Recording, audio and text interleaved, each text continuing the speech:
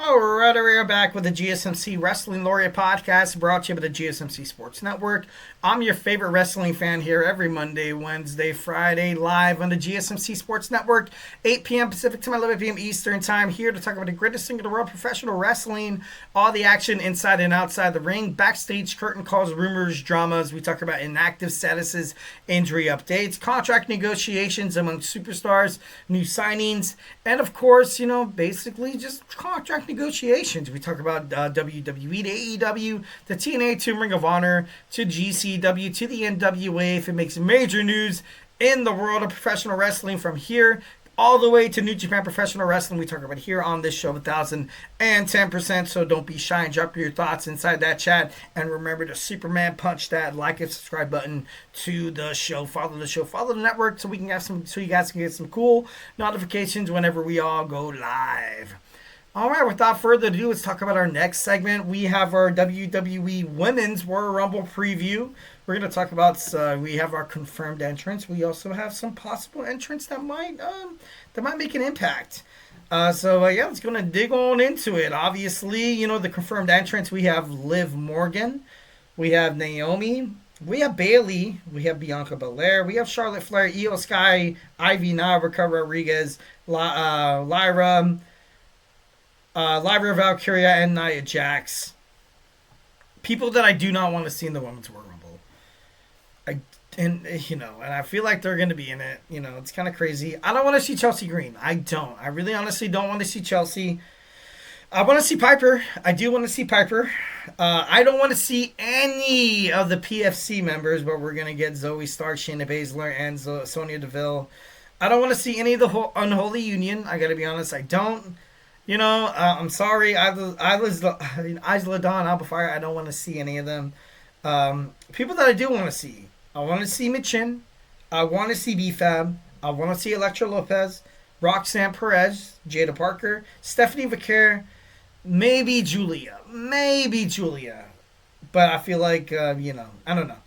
I want to see Lash. I want to see Lash Legend and Jakar Jackson. I want to see Tessa Blanchard from TNA.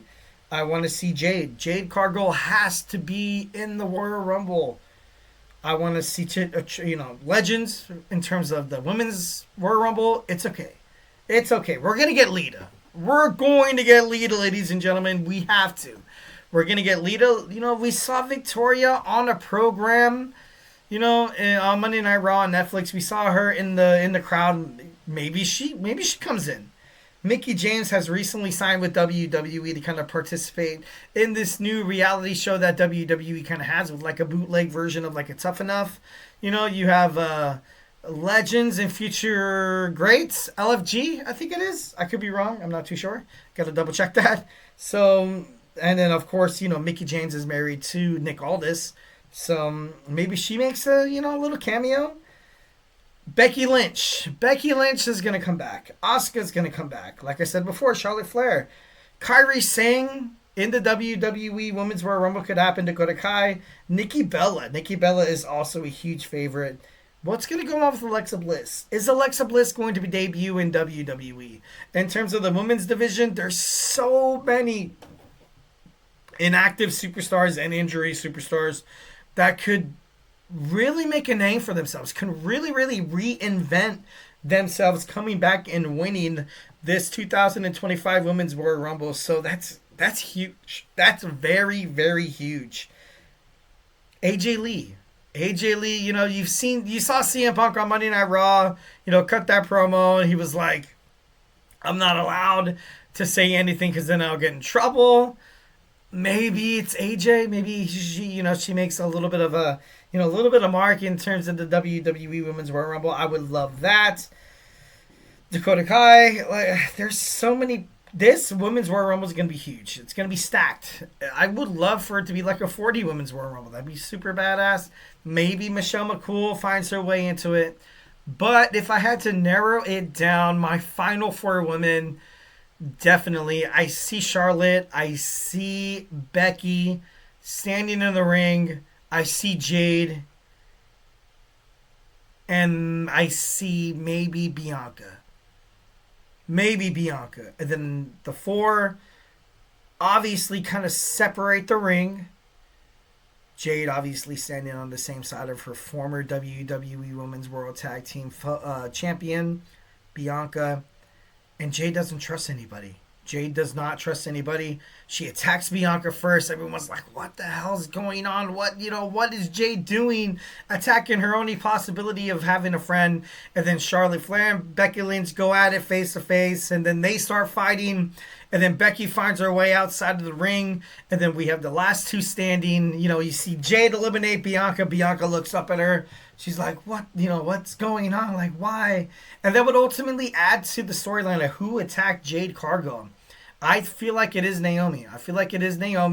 Naomi's going to come out and be like, I attacked Jade. And then Bianca's going to be so frustrated that Jade effed up Bianca's chances of winning the WWE Women's World Championship that she's going to, she's going to eventually side. She's going to essentially side with Naomi.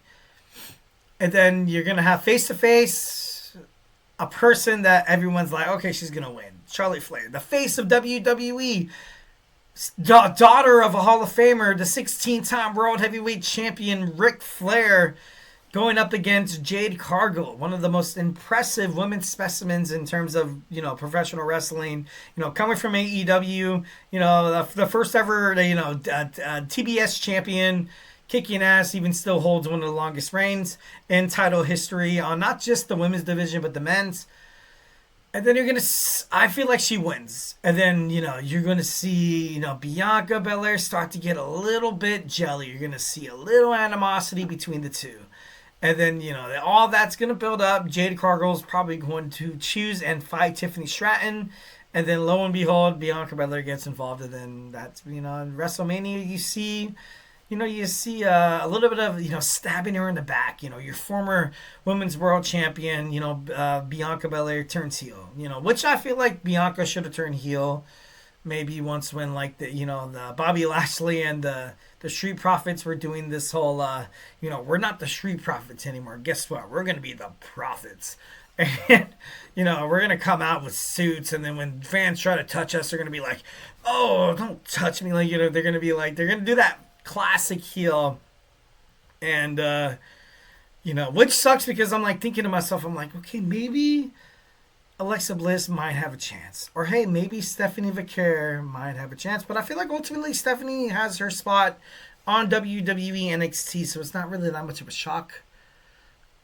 Like I said before, the WWE Women's World, the Women's Royal Rumble match has not had a back-to-back or a repeat winner. Like I mentioned before, Becky Lynch hasn't won it since... She hasn't won it since 2019. So maybe perhaps, maybe we have Becky taking on Rhea Ripley, which would kind of be a lazy storyline move in terms of WWE.